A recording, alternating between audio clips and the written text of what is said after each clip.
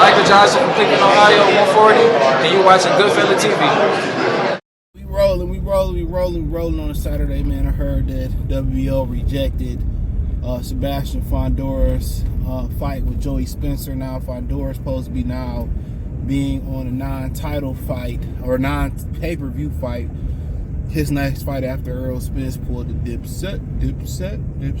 Ow. Yeah, man, headed downtown to watch the Pistons game. It's gonna be crazy auto show. I think it's the first year the auto show back in the winter, which was dumb to move into the summer. Got the Pistons, going to Pistons to play the Suns. I ain't never seen KD play, so I might as well knock that off my bucket list. And the Lions game, which I wasn't paying the stack for a ticket. I don't really care for the Lions. I care for the NFL experience. Because I've been to so many fucking Lions games, bro. I used to work down there many years ago. But, you know, hit them with the Barry throwback today, the Mitchell and Ness boy. Hit them with the Barry. So, yeah, man. But, so, yeah, I'm not surprised, man. I forgot I didn't upload another video about Fundora and Bud. Y'all see that probably this and that Sunday. I try to remember to upload that one first so y'all can see it. But yeah, man. You know, I mean, understandable. Joey Spencer got beat by Jesus Ramos. Not sure whatever he's done after that. You know, it was gonna be a non-title fight regardless for Fundora. It seemed like, you know, they didn't approve the Errol Spence fight. They not approving the Joey Spencer fight. And the only reason he don't have to relinquish the title is because Bud don't want the title no more. Bud is planning on, you know, other plans to get ready to fight Canelo, allegedly in September. So yeah, they you know, he really ain't tripping about that no more. So he get to hold on to the title. So I mean, shit, Zaliev don't got an opponent, and neither did Fundora. But the problem is, it's probably they don't want to put Fundora in that type of danger versus Mazaliev, even though they was burying Mazaliev on a lot of their non-televised portion cards, you know. And so I would like to see Mazaliev and Fundora unified. Then it's only one more belt to get, and Bud is probably gonna relinquish that WBA belt. So Madrimov may come back and get it. Why not order, you know, Charlo and Madrimov to refight for that WBA belt, or the winner of Virgil and Madrimov to fight, you know, Jamel, you know, or just go straight and fight the winner of Mazaliev and Fundora. I would love to see that. You know, Virgil Ortiz might can do 2 fights and be undisputed, and then he did what he supposed to do, and now, you know, he's a household name. So that I think that's a 4-man tournament Turkey Al-Sheikh should think about putting the money up. And you know, Fundora passed up an opportunity to fight Terrence Crawford last June, which they said he had a broken nose. He said there was nothing wrong with his nose. He said the fight with Terrence Crawford and Turkey Al-Sheikh, it didn't make sense. So you missed out on a golden opportunity to bless this guy in a division at 154, a guy that's coming off a huge win over Errol Spence that really could have boosted your profile, but it didn't make sense. So it makes sense to sit out for over a year, and then you come back in a non-televised pay-per-view fight for probably not even half the money, probably, you know, 20-30% of the money, if that. You know, PBC math. You know how they say girl math? That's PBC math. That's PBC math. So I mean, it don't surprise me, dude, at all.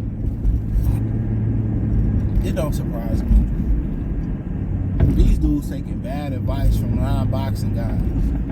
These guys are not in the sport of boxing. That's a fact. These guys are businessmen, and they looking at it as a business. And I say this all the time when talking about NFL ownership, or, you know, NBA ownership or whatever like that. You know, a lot of these people are looking at the ownership of the league and all that type of shit, and they looking, and these owners, and they trying to run it like they run they Fortune 500 businesses and stuff, and that's how they look to run it. But you can't run your business like that. That's the problem. You cannot run your business like that. Running a sports does not run parallel a lot of the things to run a sports franchise or run a sport like boxing with a regular company. They come in here and want to run it like they run a chain, a fast food chain, or they run a Fortune 500, or they run a manufacturing company. It doesn't work that way.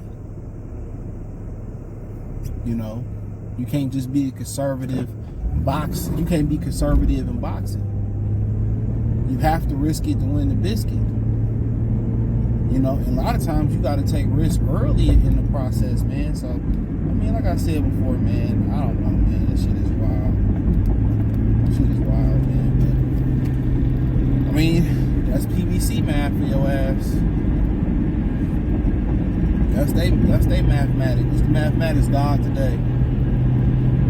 Fundora could have probably made a lot of money. I started talking shit to Bud. Like, what's up now, ho? Let's fight, ho. You don't want none of this Mexican Cuban power. See, he ducked me before. He stepped aside. We was ready to ride. I'd be lying like a motherfucker.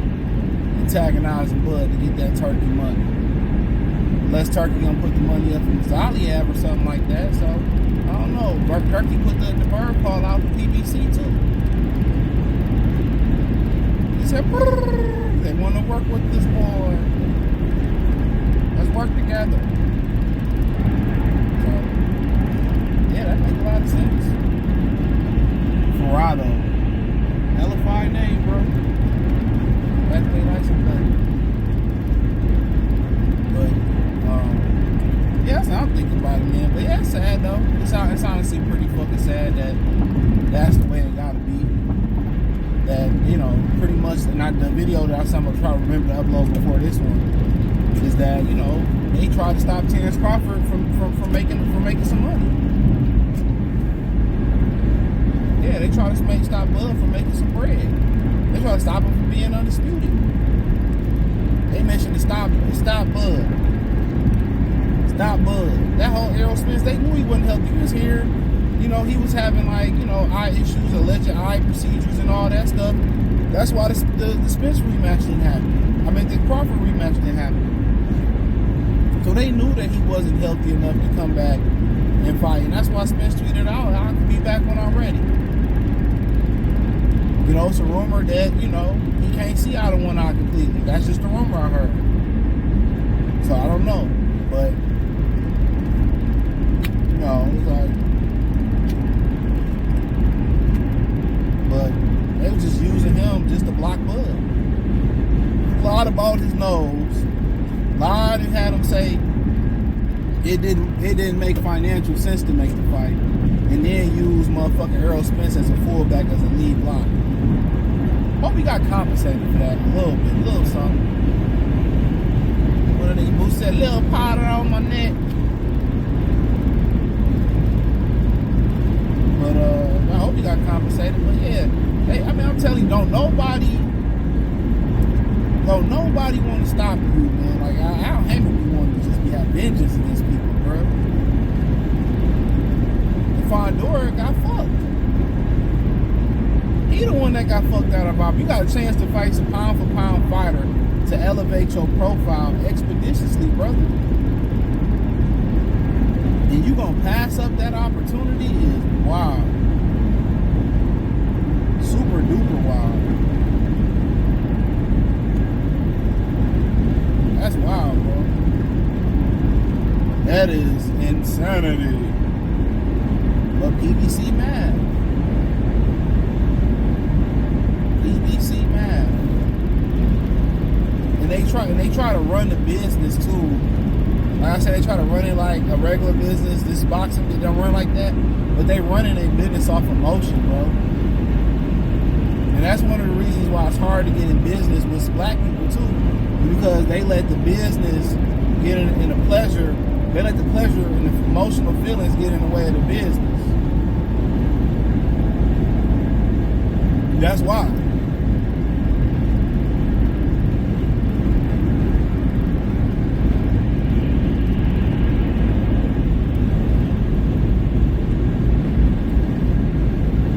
Real talk, that's real spill. When you in business, don't let that personal shit that you know, get in the way of it. Now, can pleasure get in the way of it? Yeah, you go to the company Christmas party or something like, you get drunk and lose your motherfucking job. A lot of people say that company parties like that, that's designed for them to, you know, to fire your ass. Open bar and all that shit, man.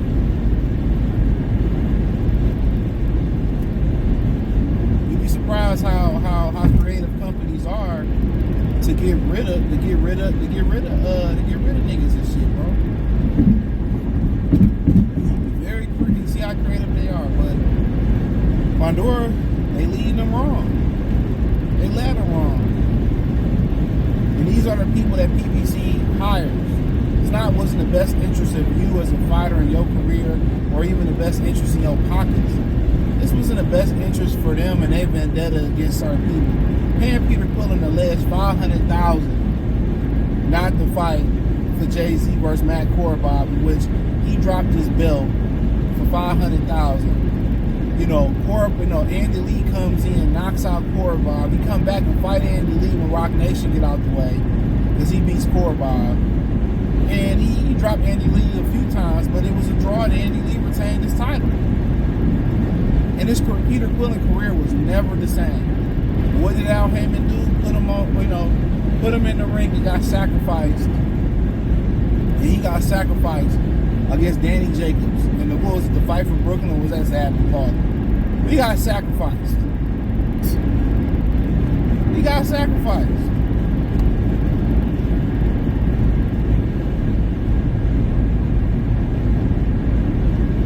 He got sacrificed.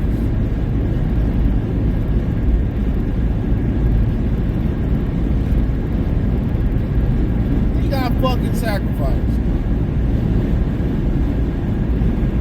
It's crazy. But,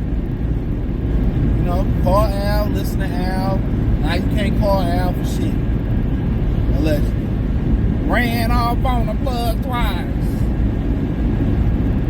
Cinnamon toast tank calling me and I ain't calling back. Ran off on the Earl twice. Should've fought Thurman and Canelo for our buzz, so I stopped answering his calls. Wow, bro. But hey, it was nothing but boys, nothing but the best. Let me know what your girls and guys think, man. Check out the Box Loose playlist. No Joey! Shout out to Joey, though. But hit the link tree, find me on X, Instagram, Spotify, Anchor, Cash App, Venmo, PayPal, Amazon, Kick, Twitch. Join the Patreon, links inside the link tree. All that's inside the link tree. Check me out.